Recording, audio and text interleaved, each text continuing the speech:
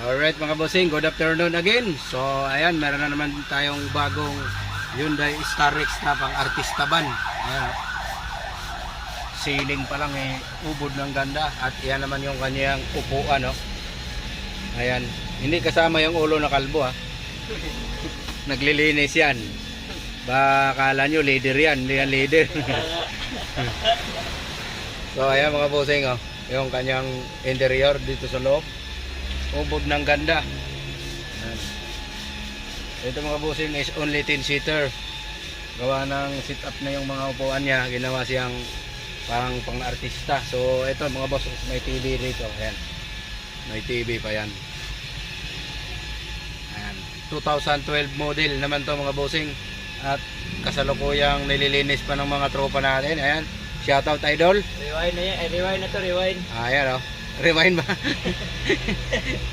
Pagalitan, no? Pagalitan. So ayan mga bossing, dalawa po yung pintuan dito, magkabilang gilid. Yan dito may open, dito naman sa kabila pwede rin dito mag open. Ayan, oh. Ayan, so nililinis pa ng idol natin yan. Ayan, oh. At binabaping pa rin to mga bossing. So 2012 automatic na to mga bossing, na Hyundai Starex na 2.5 turbo diesel mga boss. So ayan, van to mga bossing, ha. Ayan, sa mga naghahanap ng van, so available naman tayo dito sa Hyundai Starex. Ayan, so ganito yung kanyang kulay pagka hindi pa nabapping. Ayan, at nililinis din yung engine bay nito. Tingnan mo yung tagalinis, oh. Para nang si Arnold Schwarzenegger, pati mukha ay may uling. So pagka to mga boss, ayan, nililiha pa kasi ito, yan, niliha yan, kaya malabo siya. So ganun talaga mga boss, pagka yung gusto mong pakinisin yung sasakyan, lihain nyo muna. Then pagkatapos yung liha ng pino, babapingin na ngayon yan. So ayan yung nagbabaping natin, gwapong gwapo. Shout out idol.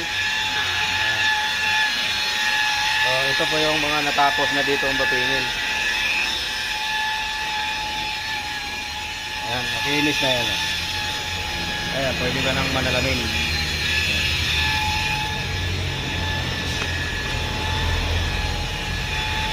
So ito pag nahugasan, so ayan, sobrang gulos, kulay black. So pag nalinis to, bibidyohan natin ulit para makita nyo po yung kulay nya.